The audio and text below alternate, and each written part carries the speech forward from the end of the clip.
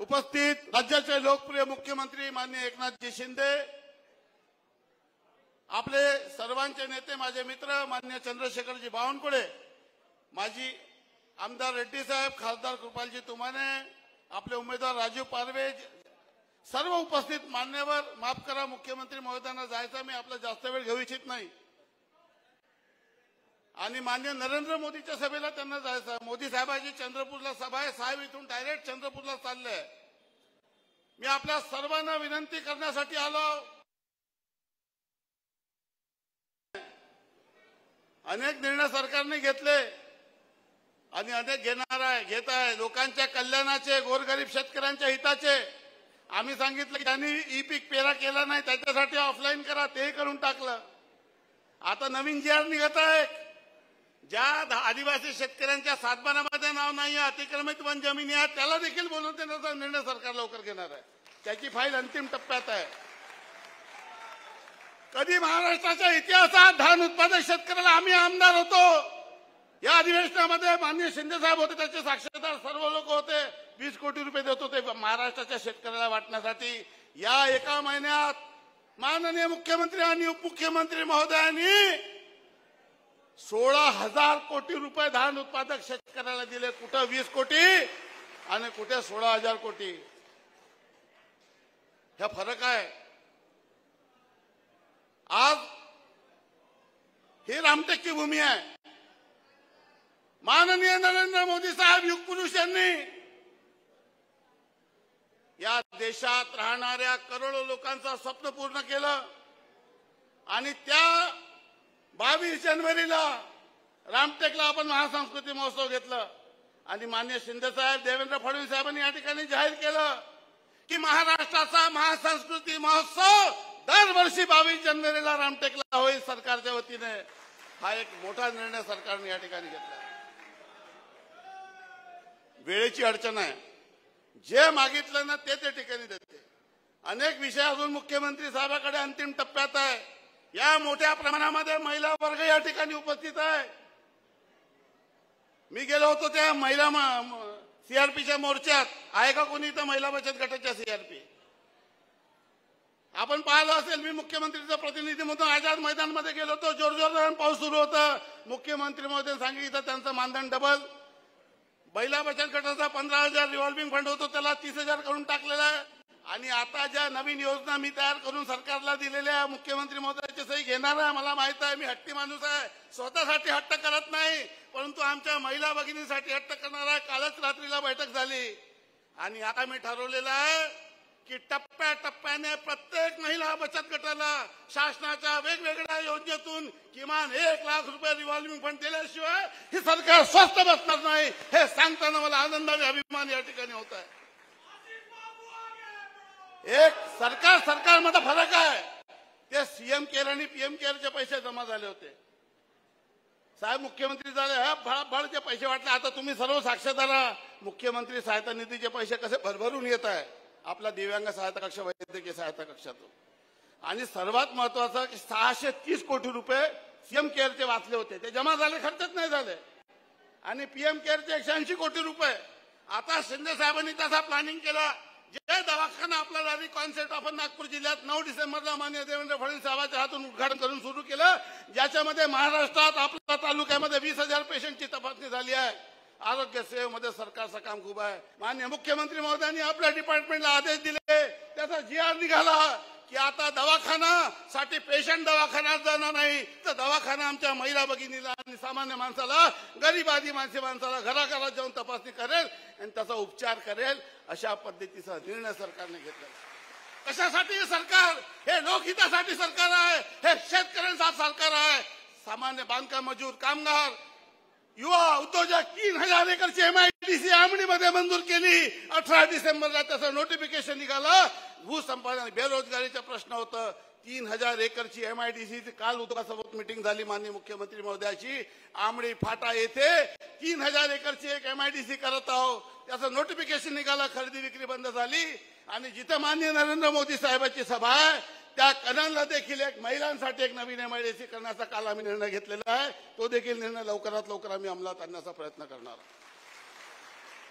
हा विषय आमचे काम सांगण्याचा नाही आहे. काम तुम्हाला सांगावं लागेल. तुम्ही तुमच्यामुळे सर्व सरकार निवडून येते. एक आमदार, एक खासदार, एक मुख्यमंत्री निवडून येतो. त्यामध्ये आमच्या महायुतीचे जे पदाधिकारी दिवस रात्र उन्हात अनात काम करतात, उपाशी तापाशी फिरतात, त्यांच्या परिश्रमामुळे सरकार एक यज्ञ आहे. एक माननीय मोदी साहेब यांना परत या देशाचा पंतप्रधान करण्यासाठी एक यज्ञ आहे. त्या यज्ञामध्ये तुम्हाला आपल्या श्रमाची आहुती द्यायची आहे, तुम्हाला आपल्या मताची आहुती द्यायची आहे. होय, ज्यांनी रामाला काल्पनिक म्हटलं त्या काँग्रेसला पूरी चारे मुंडे चित करना है. राम के इस धरती पर रावण का वंश नहीं होगा. जिसने राम को काल्पनिक कहा उसका यहाँ नामो निशान नहीं होगा. हा निर्णय आपल्याला या ठिकाणी करायचा आहे. मी आपल्या माननीय मुख्यमंत्री महोदयाला मनापासून विनंती करतो. त्यांनी अनेक ठिकाणी भेट दिल्या. परमात्मा एक आश्रमाला भेट दिली, राम मंदिराला भेट दिली. सर्व डेव्हलपमेंटचा प्लॅन भविष्याच्या अर्थसंकल्पामध्ये ते करणार आहे. आणि रामटेकच्या इतिहासात आता ते गेले रामटेकच्या सभेनंतर एका दिवशी मला बोलवलं, डायरेक्ट 25 कोटी रुपयाची ऑर्डर काढून टाकली. या महिन्यामध्ये आचारसंहितेच्या पूर्वी मागच्या महिन्यामध्ये माननीय मुख्यमंत्री महोदयांनी 40 कोटी रुपये डायरेक्ट रामटेकच्या मैदानात ठोक तरतुदीमधून दिले रामटेकच्या मंदिरासाठी एका दिवसात. ये तो झाकी है, अभी बहुत कुछ बाकी है. आता विकास आराखडा डीपीआर तयार होत आहे. माननीय रेड्डी साहेबांनी मागच्या टर्म मध्ये जे काही काम हाती घेतले होते त्यामध्ये अधिक नवीन काम टाकून पुन्हा जे रामटेकच्या विकासासाठी भरीव निधी माननीय मुख्यमंत्री महोदय या ठिकाणी देणार आहे. मी अधिकचा वेळ आपल्याला घेऊ इच्छित नाही. मी फक्त एवढीच विनंती करतो की तुमच्या सर्वांची परीक्षा आहे. माननीय मोदी साहेब आपल्याला भेटण्यासाठी येत आहे आणि आपण सर्व त्यांच्या वेळेवर जा, लवकर जा, आपली जागा आरक्षित करा. माननीय युगपुरुष माननीय नरेंद्र मोदी रामाच्या धर्तीवर येत आहे. त्यांना निश्चितपणे आपण त्या कार्यक्रमात उपस्थित राहा. माननीय मुख्यमंत्री महोदय या ठिकाणी आले, त्यांचा मी मनापासून धन्यवाद देतो. आणि त्यांनी सदैव रामटेकवर आपल्या आशीर्वादाचा हात ठेवावं. माननीय योगीजींनी अयोध्येला चमकून टाकलं आणि माननीय मुख्यमंत्रीजी हे महाराष्ट्राचे योगी आहे. ते रामटेकला प्रति अयोध्या म्हणून पूर्णपणे चमकवल्याशिवाय राहणार नाही हा विश्वास व्यक्त करतो. धन्यवाद. जय हिंद, जय महाराष्ट्र. यानंतर उमेदवार मान्य राजूभाऊ पारवे आपल्याला मार्गदर्शन करतील. जय भवानी, जय भवानी. रामटेकच्या या रामाने पावन झालेल्या या भूमीला चरण स्पर्श करतो. आजच्या या प्रचार सभेला उपस्थित या महाराष्ट्राचे लोकनेते सन्माननीय मुख्यमंत्री शिंदे साहेब, मंचावर उपस्थित सर्व सन्माननीय नेते मंडळी, या भागाचे आमदार, या भागाचे माजी आमदार, आपण सर्व समोर बसलेले जे आम्हाला आमदार खासदार घडवतात असे सर्व पदाधिकारी, सीएम साहेबाला जाणं असल्यामुळे मी काही जास्त बोलणार नाही. पण 19 तारखेला धनुष्यबाण या चिन्हावरती मतदान मारून ही निवडणूक माझी नाही, ही निवडणूक नरेंद्र मोदी साहेबांच्या नेतृत्वातली आहे, ही निवडणूक देशातली आहे, ही निवडणूक एकट्या राजू पारवेची नाही तर ही निवडणूक आपली आहे असं समजून येणारा 19 तारखेला धनुष्यबाण या चिन्हावरती मतदान मारून आपण स्वतःला मतदान करा एवढीच विनंती करतो आणि थांबतो. धन्यवाद. जय हिंद, जय महाराष्ट्र. याच्यानंतर माननीय देशमुख साहेबांनी स्वतः मोदी साहेबांच्या सभेला जायचं आहे, त्यामुळे माफ करा. छत्रपती शिवाजी महाराज की जय. भवानी, जय श्रीराम, जय जय श्रीराम. मंचावर उपस्थित सर्व मान्यवर उमेदवार आपले राजू पारवे आणि एवढ्या मोठ्या संख्येने उपस्थित महायुतीचे सर्व कार्यकर्ते बांधव भगिनी मातांनो आणि पत्रकार मित्रांनो, मी आपल्याला शुभेच्छा द्यायला आलोय, विनंती करायला आलोय.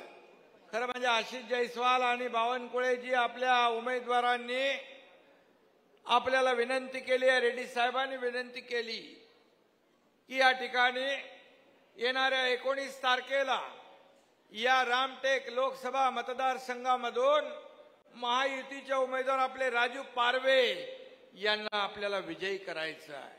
खरं म्हणजे मी जे वातावरण पाहतोय कालपासून, आपले खासदार कृपाल तुमानेजी यांच्यासोबत मी अनेक बैठका घेतल्या. उद्योजक आले, डॉक्टर आले, व्यापारी आले, अनेक संस्था आल्या. सगळ्यांमध्ये एक प्रचंड असा विश्वास आहे. या सरकारवर विश्वास दाखवताय. हे सर्वसामान्यांचं सरकार, हे सर्वसामान्य माणसाला न्याय देईल असा विश्वास या ठिकाणी प्रत्येकाने व्यक्त केला. मग ते उद्योजक असू द्या, व्यापारी असू द्या, कुठल्या संस्था असू द्या, आणखी कोणी असू द्या. आणि यामध्ये आपल्याला मी मनापासून या ठिकाणी धन्यवाद देतो. मोठ्या संख्येने आपण उपस्थित झालात. कृपाल तुमानेजी आपले खासदार आहेत. खासदार महोदय, आपल्यालाही मी या ठिकाणी विश्वास देतो की आपल्याला देखील आपला योग्य तो मान सन्मान, जी ताकद आपल्याला द्यायची आता एकनाथ शिंदे दिल्याशिवाय राहणार. आज आशिष जयस्वाल यांनी सांगितलं जिथे कामं किती झाली. आशिष नवीन नवीन एक एक आयडिया आणतो आणि माझ्याकडून काम करून घेऊन जातो. त्याचं वैयक्तिक काही नसतं. त्या ठिकाणी आपले आमदार जे आहेत, हे आमदार देखील गेले 2.5 वर्ष आपलं सरकार स्थापन व्हायची 2.5 वर्षाची परिस्थिती त्यांनी पाहिली. मुख्यमंत्री सहायता निधी हा गोरगरिबांचा जीव वाचवतो. त्याच्यामध्ये एका सहीने हजारो लोकांचे प्राण वाचतात. पण अगोदरच्या मुख्यमंत्र्यांकडे पेनच ठेवला नव्हता. पण या तुमच्या मुख्यमंत्र्याकडे 2-2 पेन आहेत. शाही कधी संपते माहीत पडत नाही. आणि म्हणून 220 कोटी रुपये आपण मुख्यमंत्री सहायता निधीतून दिले. मगाशी आशिषने सांगितलं, आता शासन आपल्या दारीचा कार्यक्रम इकडे होईल. परंतु शासन आपल्या दारी हा राज्यभरामध्ये लोकाभिमुख कार्यक्रम ठरला. इतर राज्याच्या मुख्यमंत्र्यांनी मला विचारलं, ये शासन आपल्या दारी क्या है? बोले शासन आपके द्वार पे. सरकार के पास नहीं, सरकार लोगों के पास जाता है. और जिनकी योजना स्कीम जो है उनको वहां पर ही एक ही छत के नीचे उसका लाभ मिलता है. अरे बहुत बढ़िया आहे.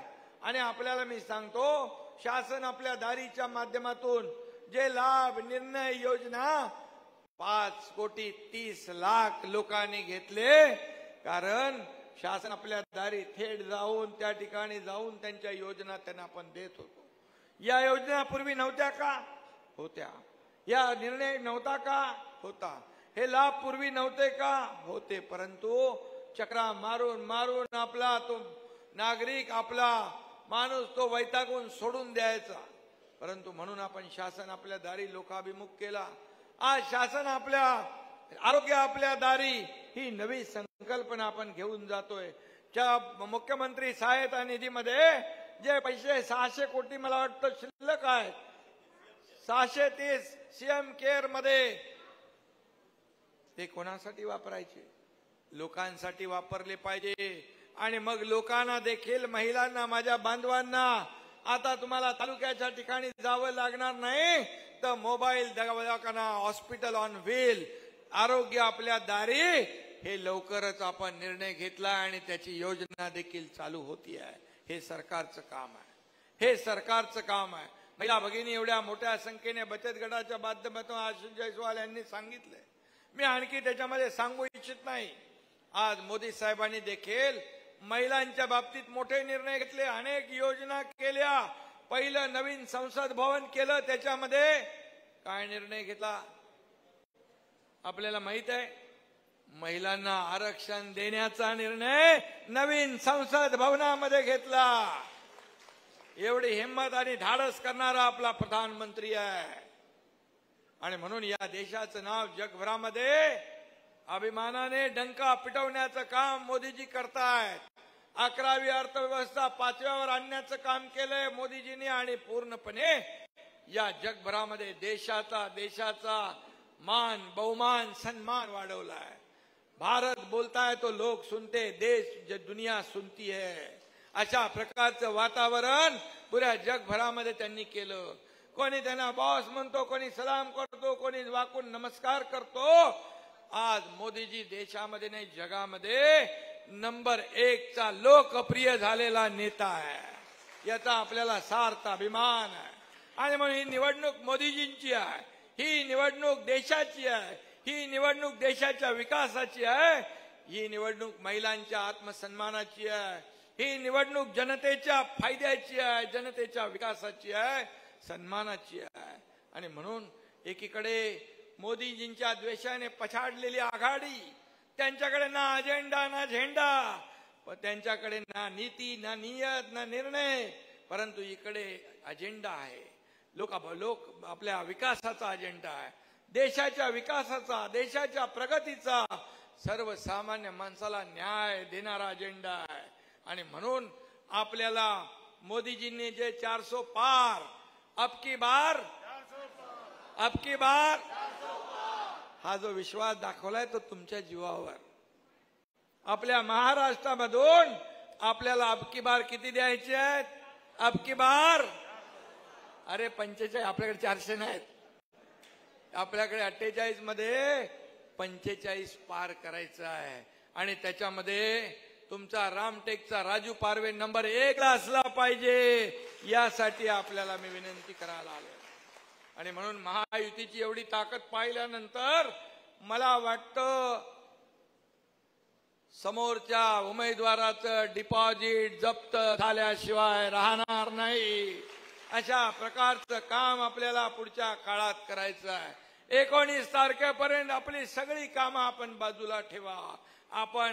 आपण एक टार्गेट ठेवून आपण एक मोदीजींना पुन्हा प्रधानमंत्री करण्याचा जो निर्धार आपण केलेला आहे, या निर्धाराला कायम करण्यासाठी, मोदीजींचे हात बळकट करण्यासाठी या राजू पारवे याला नंबर 1 चं मतदान झालं पाहिजे. आणि त्यांच्या बरोबर हे सर्व लोक आज या ठिकाणी आहे. तुमचं किती नंबरचं बटन आहे? 1 नंबर. अरे मी 1 नंबर बोलून गेलो. आणि खरं म्हणजे नंबर 1 ला राजू पारवे आहे. आणि म्हणून मी राजू पारवे आपल्याला एवढंच सांगतो, आपण खासदार झाल्यानंतर या ठिकाणी या सर्वसामान्य कार्यकर्ते आपल्याला घराघरात जाऊन माझ्या माता भगिनी सांगतील, धनुष्यबाणावर बटन दाबा, धनुष्यबाणावर बटन दाबा. धनुष्यबाण कुणाचा आहे? धनुष्यबाण रामाचा. आणि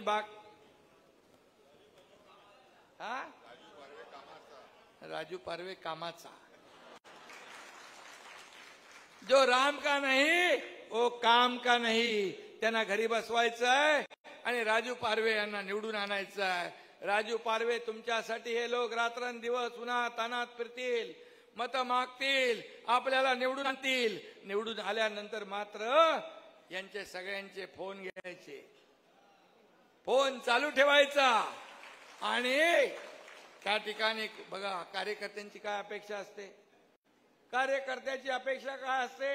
आपल्या सर्व नेत्यांकडून, मग खासदार असू दे, आमदार असू दे, तालुका प्रमुख असू दे, जिल्हाध्यक्ष असू दे, मरमर काम करतो कार्यकर्ता, निवडून आणतो, संघटना वाढवतो, पक्ष वाढवतो.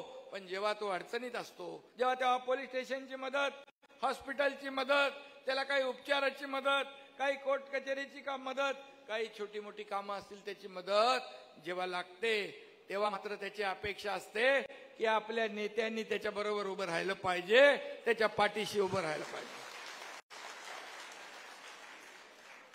एवढं काम आपण केलं की तो दिवस रात्र आपल्यासाठी काम करायला कधी मागे पुढे पाहत नाही. आणि म्हणूनच मी आपल्याला सांगतो, हा एकनाथ शिंदे तुमच्या समोर आज मुख्यमंत्री म्हणून बोलतोय. पण हा मुख्यमंत्री का झाला? कारण मी कार्यकर्त्यांना जपलं, मोठं केलं, त्यांना वाढवलं, त्यांच्या सुखदुःखामध्ये धावून गेलो. आणि म्हणून आज या राज्याचा मुख्यमंत्री मी झालो. आणि म्हणून सर्वसामान्य कार्यकर्ता म्हणून मी काम करतोय. मुख्यमंत्री असलो तरी माझ्या डोक्यात मुख्यमंत्र्याची हवा नाही. मी आजही जमिनीवर आहे. मी जमिनीवरचा कार्यकर्ता आहे. मी कालही कार्यकर्ता म्हणून काम करत होतो, आजही कार्यकर्ता म्हणून काम करतोय आणि उद्याही मी कार्यकर्ता म्हणूनच काम करणार आहे.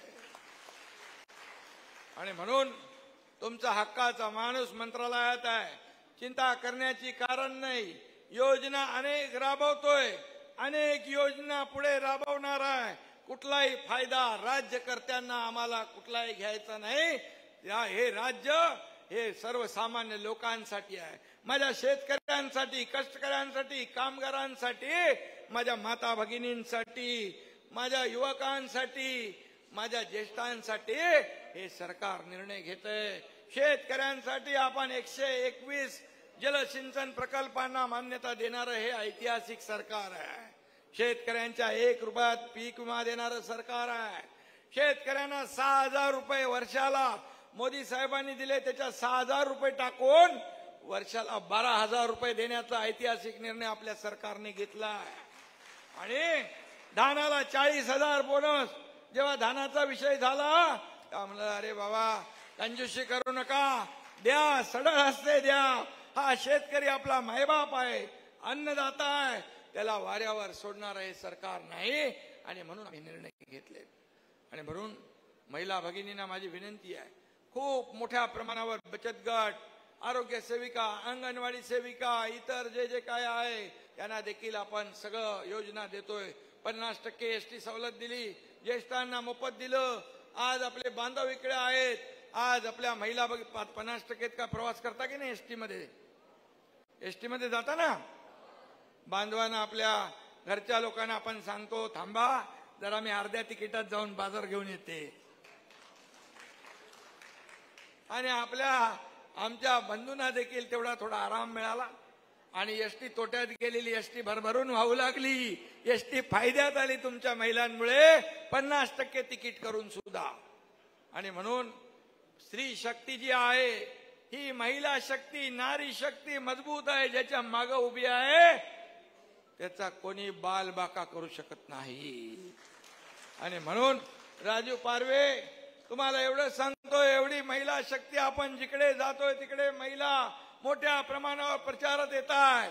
यावरून तुम्ही पक्क ठरवा, यांनी तुमची महिला भगिनी आणि बांधवांनी जसं मोदीजी गॅरंटी घेतात तसं तुमची गॅरंटी जिंकवायची यांनी घेतलेली आहे. आणि येत्या 19 तारखेला आपल्याला धनुष्यबाणा समोरचं बटन दाबून महायुतीचा उमेदवार, आपला घरातला उमेदवार, तुमचा भाऊ हा राजू पारवे याला दिल्लीला पाठवा आणि आपण या ठिकाणी मोदीजींचे हात बळकट करा. धन्यवाद. जय हिंद, जय महाराष्ट्र.